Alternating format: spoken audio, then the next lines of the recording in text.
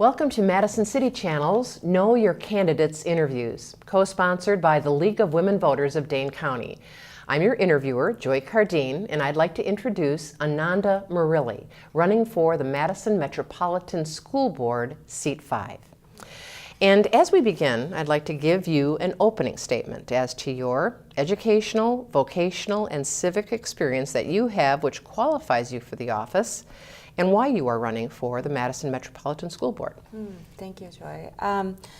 I started tuning into school board governance when my daughter started attending kindergarten. She's now a sophomore at La Follette High School. And at that time, I heard that our school board members were good people willing to serve our schools. And when I started attending the school board meetings, I learned that to be true. But I was also true was that some of our school board members, not all of them, but some of them, didn't really understand or know the experiences, my experiences, for example. I'm a first generation immigrant in this country. My daughter was born in the US. This is the first time we're attending public schools and interacting with the public school systems here in the US. So I had a lot of learning to understand. I had to do a lot of learning to understand the complexities of what it's like to be a mother in the schools and how to partner with the schools. And I am a Southside resident. I've been a Southside resident for quite some time now, and seeing also the complexities of my neighbors and my community. And then also learning about the disparity data that we currently experience in our schools, in our education system in general.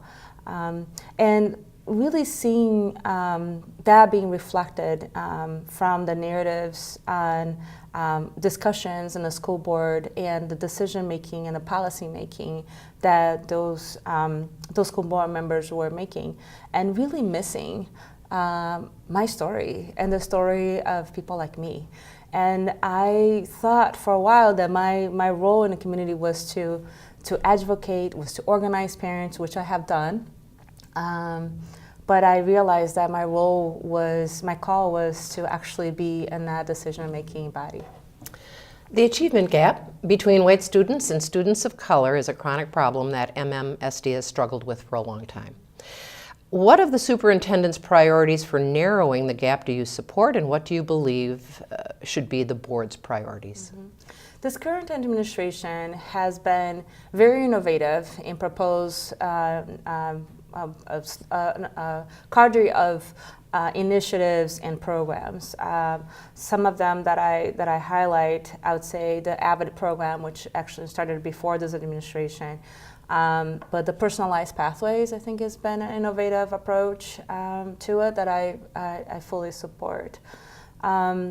Our responsibility as school board members is really to make sure that we support the administration and the school staff to do the job that is needed. As I mentioned before, I think one of the perspectives that is missing is the understanding of, when we talk about race disparities, like understanding the impact of race in education. I work for the Department of Public Instruction. I work in racial equity for our educators. So making sure that our educators are prepared and understand the impact of race on their students and in our schools. So I believe that it is a fiduciary duty of the school board to hold the administration accountable, and for them to understand that they can do programs and do new initiatives. That's a big part, but there is a fundamental narrative in our schools that schools needs to be a welcome placing for all students. A personalized pathways program is being implemented and promoted in the MMSD as one way to open educational opportunities for students of color and to help close the achievement gaps. What do you see as the strengths and weaknesses of the program as it's currently structured? Oh, great, thank you for that question. I was actually working at the Doyle building at that time. Personalized pathways were being implemented, so saw a lot of my colleagues working on that. I was and still am a very strong advocate for that program. I think that the strengths is the innovative approach, the research base, the narrow focus on addressing some of the gaps in the schools, in particularly around exposing students to opportunity to think about careers in college. One of the challenges, and I think there's a common challenge around any new initiative in the school district, is around implementation. How do you work the things that you weren't expecting that would happen? I think that is always a challenge. For me personally, we have been directly impacted. My daughter attends La Follette High School in a block schedule. And we did not know that the pathways would put an added pressure to the block schedule. And the block schedule was something that is liked by many of the parents and students. And now we're no longer going to have that block schedule.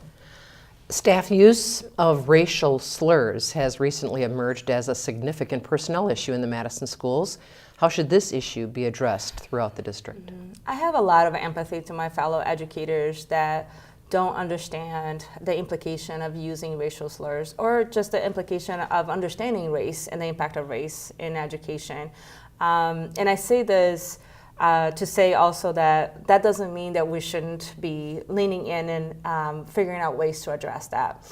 I am an educator. I graduated from UW-Madison with a master's degree in education and leadership and policy. And I saw throughout my experience at the school that we talk very little about race. And so, expecting that the teachers understand that implication is a tall order, but we must. And that should start in the school board. And I don't see our school board members currently speaking and to that degree and modeling that for our teachers, and we need to have that. School safety is a hot button issue across the country. How do you look at the issue of school safety, and what is the school board's role in addressing it? I can, Joy. I have personal experience in this. My daughter had constantly, especially in the beginning of the school year, texted me saying, we got another school lockdown. We're sending pictures. I'm in a closet. I don't know what's going on. I wasn't supposed to be where I was. I'm not where I was supposed to be when the school was getting locked down. And the emotions and the heart and the worry that a parent feels when those experiences, when your child is experiencing those things and not knowing what to do. The school safety, there are a lot of things that we could do to school safety, from door locks to security guards. Or we can use a proactive approach. How can communities strengthen their relationships and their support so that they're actually promoting that safety is part of their values throughout the schools, and everyone is committed to that. And that's my goal. I've done some of that work when I was a director for the Restorative Justice Program at the YWCA, and I saw transformational things happening in the schools that are most needed, with students that were completely disengaged and often had a lot of behavioral referrals. Of course, none of those changes happen overnight. It needs a community effort. It needs a value and transformative approach to address that. What do you identify as the biggest budget issues for the school district in 2019 and going forward? And how do you propose the board address them? I think the budget issue is still the same from when I ran the first time in 2013. We spend a lot of time, a lot of money and time and resources in addressing problems, in reactionary approaches, or putting Band-Aids on things that are already not working well. I think the challenge moving forward is how do we become more proactive in the issues that we're trying to address, like safety and the many educational gaps and racial equity in special education, and making sure that the students are receiving the services that that we're mandated to receive, that teachers and staff receive the salaries that show and demonstrate our commitment to them and dignity for their profession, and continue to be innovative.